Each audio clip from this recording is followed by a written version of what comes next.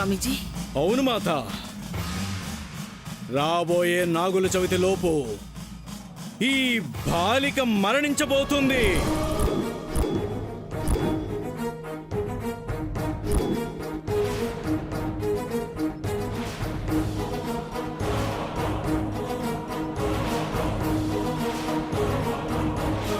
ఆ మరణం ఈ ఇంటి వారసుడికి ప్రమాదం అని నాకు తెలుస్తుంది.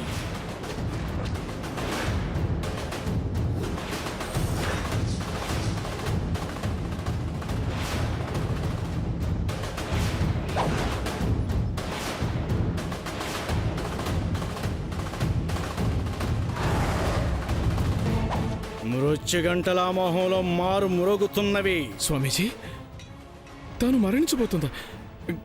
కాస్త సరిగా చూసి చెప్పండి స్వామీజీ. నా చూపులో వక్కులో తేడా ఉండదు నాయనా.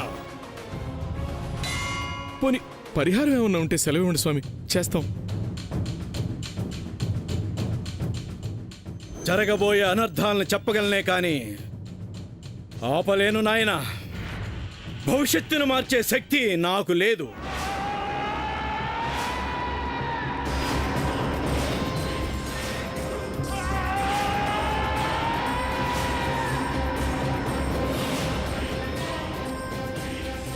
స్వామీజీ, మీరే అలా అంటే మాకు దిక్కెవరు చెప్పండి. చింతాతయ్య, ఆ మాటలు నమ్మకండి. ఏవో మన గురించి కొన్ని విషయాలు తెలుసుకొని వచ్చినంత మాత్రాన ఆయన అల్లిన మాటలన్నీ నిజాలైపో. నా మాట మీద నీకు నమ్మకం కలగకపోతే, నువ్వే నన్ను అనుమానిస్తే నీకు ఇంకో విషయం చెప్తాను, గుర్తుపెట్టుకో నాయనా. కొన్ని గంటల్లో ఆ అమ్మాయి వల్ల నువ్వు చిక్కుల్లో పడబోతున్నావు. నీ పరువుని మర్యాదని పొగొట్టుకోబోతున్నావు. ఆ విషయం నాకు తెలుసు. నా మాట మీద నీకు నమ్మకం కలగాలి అంటే జరగబోయేది అనుభవపూర్వకంగా తెలుసుకో. నేను నీ నుంచి ఏది ఆశించటం లేదు, తెలిసిందే చెప్తున్నాను. మీకు తెలిసింది చెప్పారుగా, ఇంక మీరు దయచేయండి. సూర్య, నువ్వు ఉండు నాన్నా. అది కాదు నాయనమ్మా, నిన్ను మాట్లాడద్దని చెప్తున్నానా? మాట్లాడుకో.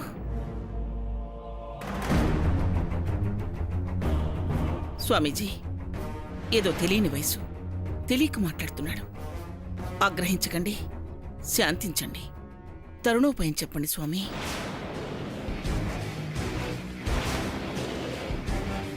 చెప్పండి స్వామీజీ, నా కొడుకు ఏదైనా అయితే నేను తట్టుకోలేను. మీ కాళ్ళు పట్టుకుంటాను స్వామీజీ. నా భర్తకి ఏ అపనింద ఎదురు కాకుండా చూడండి ప్లీజ్. అవును స్వామీజీ, అపనింద అవతలికి పోతే నిందొచ్చి నెత్తి మీద పడినట్టు కాకుండా మీరు చెప్పింది జరగకుండా ఉండడానికి అపాయం లేని ఉపాయం చెప్పండి. మీరందరూ ఇంతగా ప్రాధేయపడుతున్నారు కాబట్టి చెప్పకూడదే అయినా చెప్తున్నాను.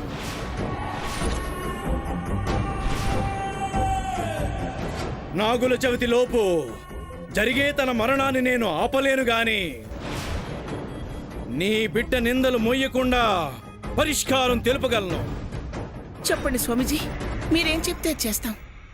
చెప్తాను మాత, చెప్తాను. ఈ అమ్మాయి ఏ కారణము చేతనైనను, ఏ విషయములోనైనను, ఎట్టి పరిస్థితిలోనూ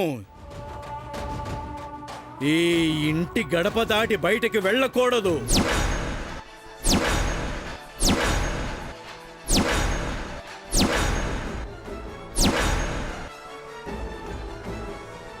గుమ్మం దాటి వెళ్ళింది అంటే ఇక నేను చెప్పింది జరిగినట్టే.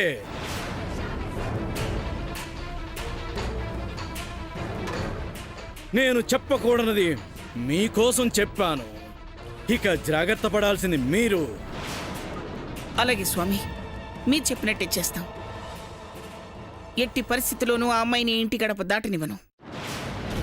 మంచిది మాత. స్వామీజీ, తనకు జరగబోయే ప్రాణగండానికి కూడా ఏదో ఒక ఉపాయం చెప్పండి స్వామీజీ. ఒక్కటి తప్పితే రెండోది తప్పుతుందని అనిపిస్తుంది. ఖచ్చితంగా అయితే నేనేమీ చెప్పలేను నాయనా. హరహర మహాదేవ, అంతా ఈశ్వరేచ్ఛ. ఏంటో ఆ సర్వేశ్వరుని లీల.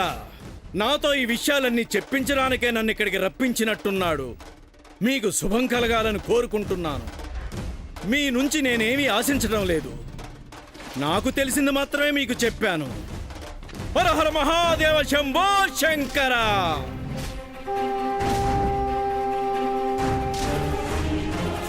శుభం భూయా శుభం భూయా. హర హర మహాదేవ శంభో శంకర. శామ్, చెప్పింది విన్నావుగా? అడుగు బయట పెట్టావంటే ఊరుకొని చెప్తున్నాను. ఇంట్లోనే ఉండు.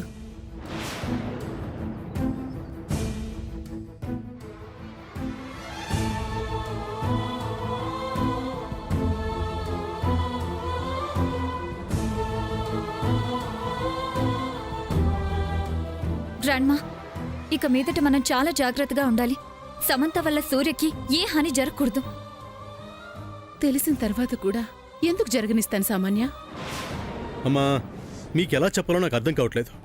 ఇవన్నీ నిజాలు కావు. నిజాలు కాకూడదని మేము కోరుకుంటున్నాంరా. అలా కాకూడదు అంటే నాగుల చవితి వెళ్లే వరకు శామ్ గుమ్మం దాటి వెళ్ళటానికి వీల్లేదు, వీల్లేదు, వీల్లేదు, అంతే.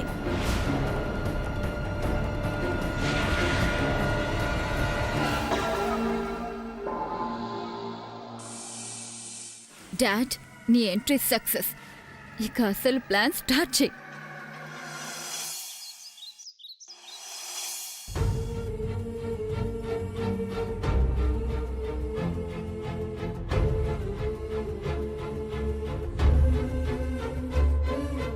చెప్పింది విన్నావుగా అమ్మా?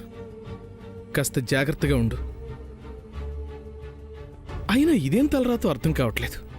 అక్కడ చూస్తే మీ అమ్మేమో చావు బతుకుల మధ్యుంది.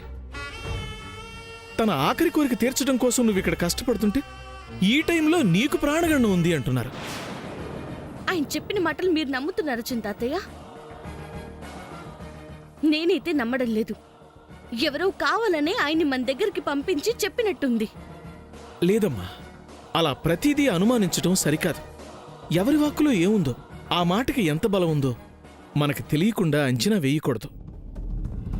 ఆయన చెప్పినట్టు ఇల్లు కదలకమ్మా.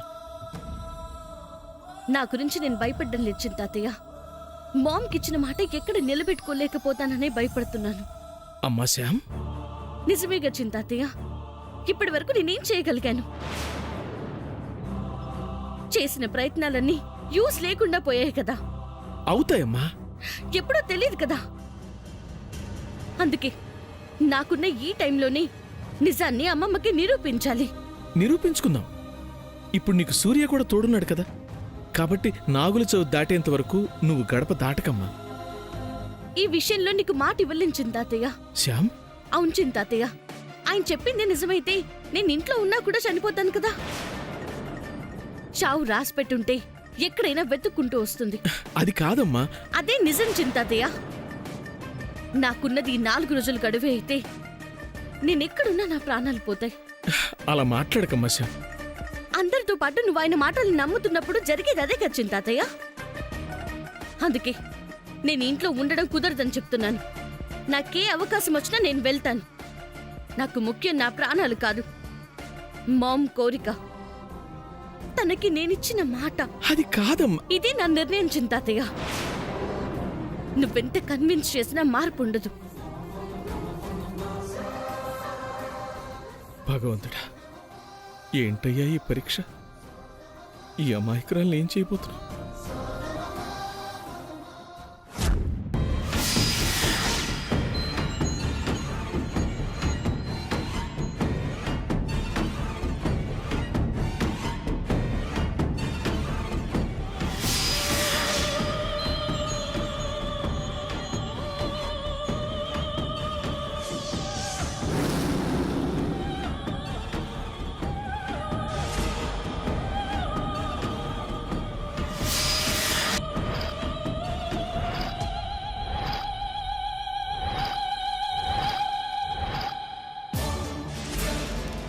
గాయత్రి, నీకు ఈ గతి పడుతుందని నేను అస్సలు అనుకోలేదమ్మా.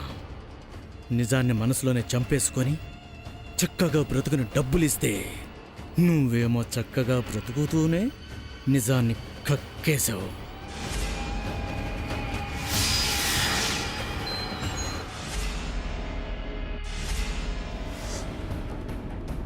సర్లే రాసి పెట్టిందేదో జరుగుతుందిరే.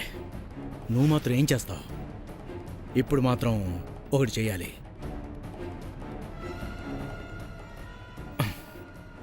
సమంతకి ఫోన్ చెయ్యి. నేను చేయనండి. చెయ్యవా? మా వల్ల ఆవిడ ఎంతో కష్టపడుతుందండి. నేను ఆవిడ ఇంకా ఇబ్బంది పెట్టలేను. ఏంటే ఏంటే దాని మీద జాలి చూపిస్తున్నావా? నీ బతుకును చూసి సమంత కదా జాలి పడాల్సిందే. చెయ్ చెయ్. నేను చెయ్యనండి. చెయ్యకపోతే నీ కూతురు చేస్తుంది. పర్లేదా?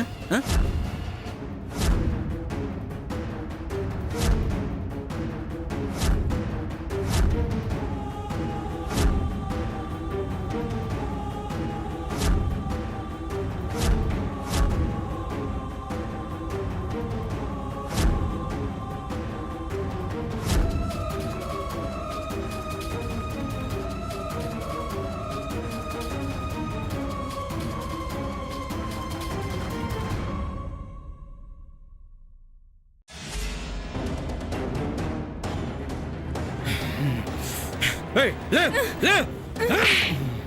ప్రసన్న,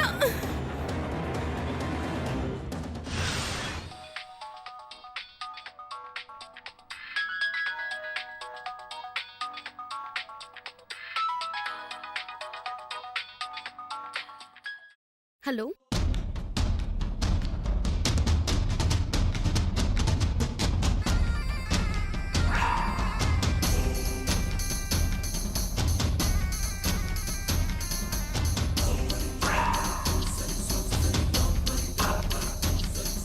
సమంత గారు, నేను గాయత్రిని. గాయత్రి గారు ఏమైపోయారు? ఎక్కడున్నారు? అదే ఇంట్లో. ఆ చక్రధర్ గారు ఎవరికి కనపడకుండా దాచేశారు.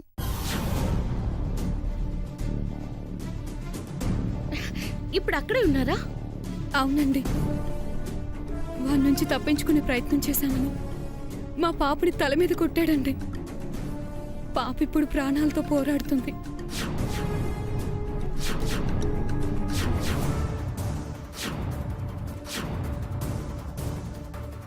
మీరే వచ్చి పాపని కాపాడాలి. నిజాన్ని ఎక్కడ చెప్పమన్నా చెప్తాను. మీరేం కంగారు పడకండి. మీ పాపకేం కాదు. నేను ఇప్పుడే బయలుదేరి వస్తున్నాను. తొందరగా రండి.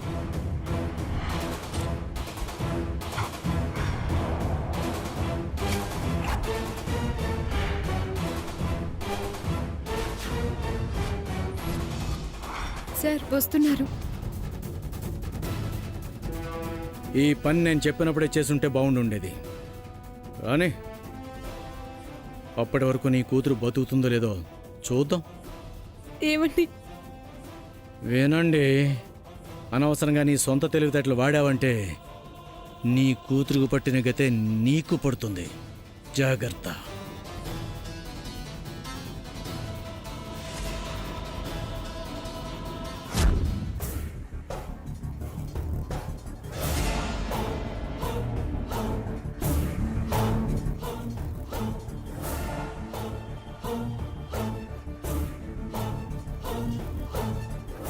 ఎక్కడికమ్మా వెళుతున్నావు? గాయత్రి ఫోన్ చేసింది తాతయ్య. ఆ చక్రధర్ వాళ్ళని అదే ఇంట్లో దాచాడంట.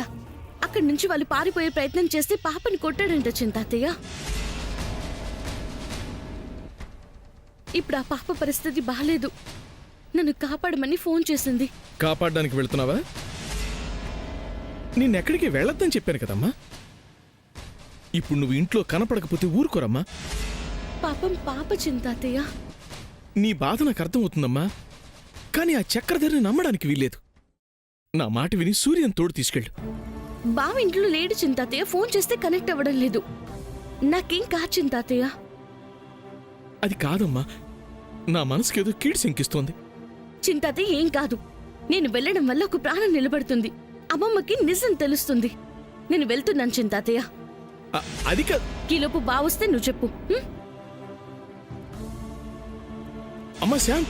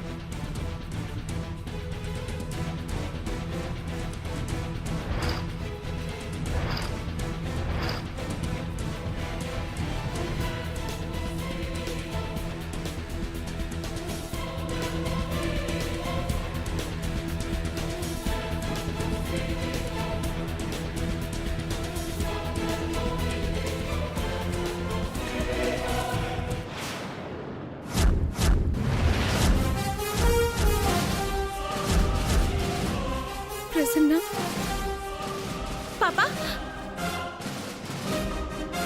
అయ్యో, వచ్చారమ్మా మీకోసమే చూస్తున్నాను. చూడండి అమ్మా, చూడండి ఆ దుర్మార్గుడు ఎంత పని చేశాడో నా కూతుర్ని. చూడండి అమ్మా.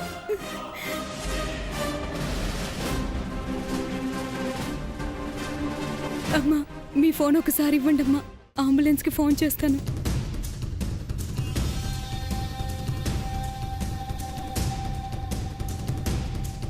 పాపా పాపా అయ్యో, పాపా లే.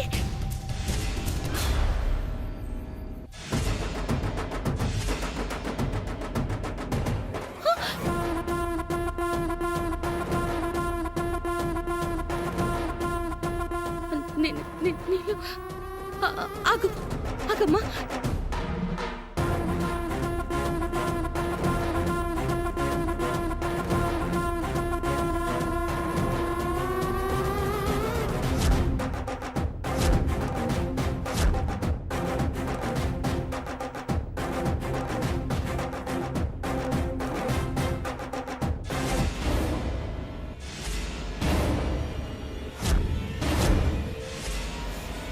పాపా పాపా పాపా గాయత్రి గాయత్రి గాయత్రి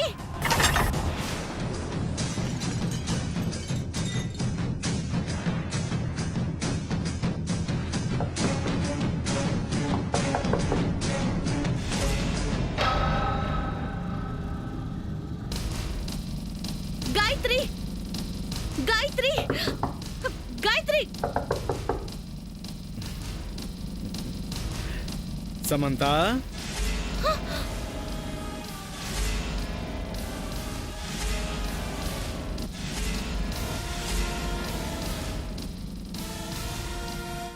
చక్రధర్, ఎస్ నేనే. నిన్ను ఎలా ఇక్కడికి రప్పించానో, నువ్వు ఎటూ వెళ్లకుండా ఎలా లాక్ చేశానో ఇప్పుడు అర్థమైందా సమంత? చక్రధర్ నిన్ను వదలను. ఆ? అసలు నేను నిన్ను వదిలితే కదా నా కూతున్న టార్చర్ పెడతావా? ఇప్పుడు నా టార్చర్ ఎలా ఉంటుందో నీకు చెప్తాను విను. సమంత, ఇప్పుడు వజ్రపాటి నిలయంలో ఏం జరగబోతుందో చెప్పరా? సిఐ దీపిక సూర్యకిచ్చిన గడువు అయిపోవడంతో ఇంటికి వెళ్తుంది. నువ్వు ఉండవు. నీకు ఫోన్ చేస్తుంది, ఫోన్ ఏమో పనిచేయదు. దాంతో నువ్వు పారిపోయామనని అందరికీ కన్ఫర్మ్ అవుతుంది. దీపిక ఫైర్ అవుతుంది, సూర్యని అరెస్ట్ చేసి తీసుకువెళ్ళిపోతుంది.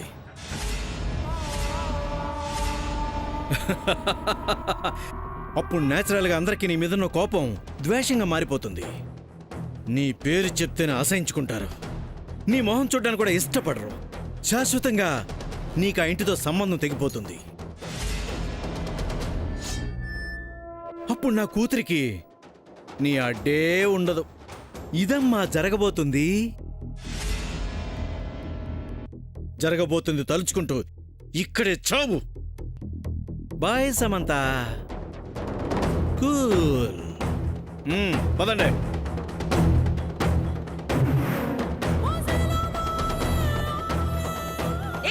చక్రధర్, తలుపు తీ. చంపేస్తాను నిన్ను. తలుపు తీ, తలుపు తీ. చక్రధర్,